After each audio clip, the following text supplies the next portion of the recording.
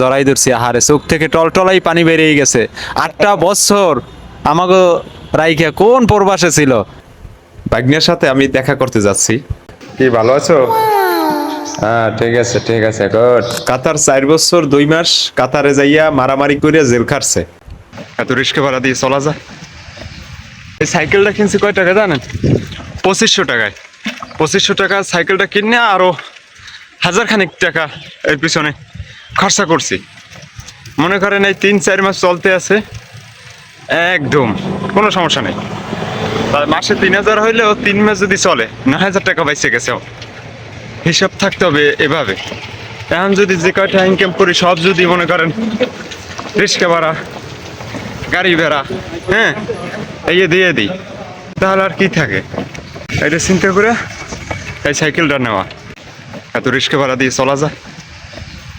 আমার মতো যারা আছেন আপনারাও যদি দূরে কোথাও ডিউটি করেন একটা সাইকেল নিয়ে নেবেন, ঠিক আছে? অনেক পয়সা বাঁচবে, আমি যেটা মনে করি অনেক পয়সা বাঁচবে। এসে গেছি, হাউসের কাছাকাছি এসে গেছি, চাবি নিয়ে আসলাম। কি ভালো আছো? হ্যাঁ, ঠিক আছে ঠিক আছে, গুড, ধন্যবাদ। রাখো, তোমার কাছে আসতেছি। স্টার দেওয়া লাগবে তোমারে?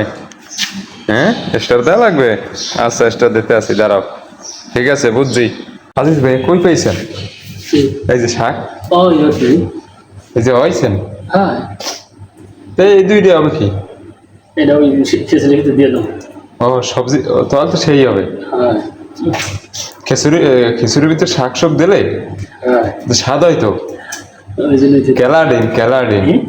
তো আমার একটা ভাগ্নে 2-3 মাস হয়েছে বাংলাদেশে আসছে। কাতার ছিল, বিশেষ করে কি কমো কন, কাতার 4 বছর 2 মাস কাতারে যাইয়া মারামারি করিয়া জেল খাটছে।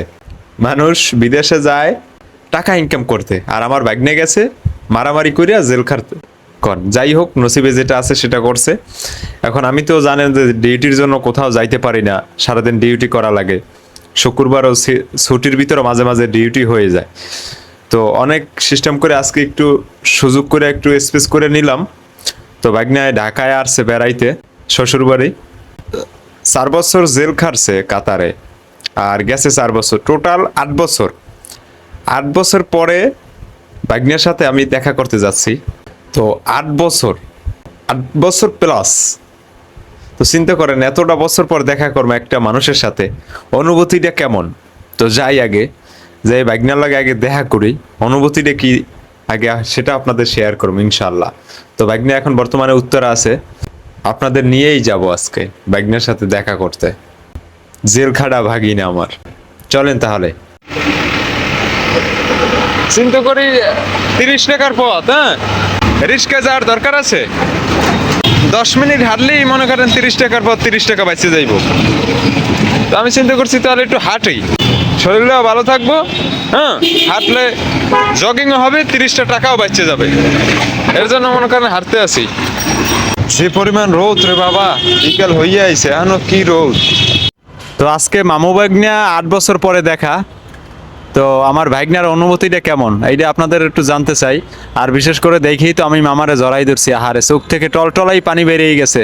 8টা বছর আমাকে রাইখা কোন প্রবাসে ছিল, আর যাইতে দেবো না। মামা তুমি কি খুশি দেশে আইয়া? আমি অনেক খুশি।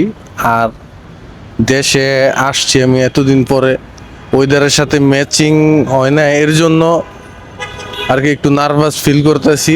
আগের মতো যে একটা স্পিড ছিল কথা বলার ভিতরে, এটা বলতে পারতাছি না বা আইতাছে না, দিতে পারতাছি না। হ্যাঁ, আর একটু মজা দেওয়া যায় তো, একটু মজা করতাম, ঠিক আছে, বাস। বিশেষ করে তো মনে করো অনেকদিন দেশের বাইরে, এর জন্য আবহাওয়াটা তোমার শরীরে মেসিং হইতেছে। মেসিং হয় নাই, হয়ে গেলে ইনশাল্লাহ মজা করবো তোমার লাগে। তোমার ভিডিওর ভিতরে কিছু কাজ করবো, একসাথে কাজ করবো, হ্যাঁ, সমস্যা নেই। তো আপনারা সবাই লাইনে থাকেন, ধৈর্য ধরেন। আমার মামা একটা আইটেম, এই আইটেম হয়তো এখন একটু আবহাওয়ায় মেসিং হইতেছে না, তারপর শারীরিকভাবে একটু অসুস্থ আছে। সবাই দোয়া করবেন, ঠিক আছে? সুস্থই আমরা একসাথে একটা টিম গঠন করে কাজ করবো, আপনাদের ভালো ভালো কন্টেন্ট উপহার দেবো ইনশাআল্লাহ। সবাই ভালো থাকবেন, সুস্থ থাকবেন, মতামত কমেন্ট বক্সে জানাবেন। আল্লাহ হাফেজ।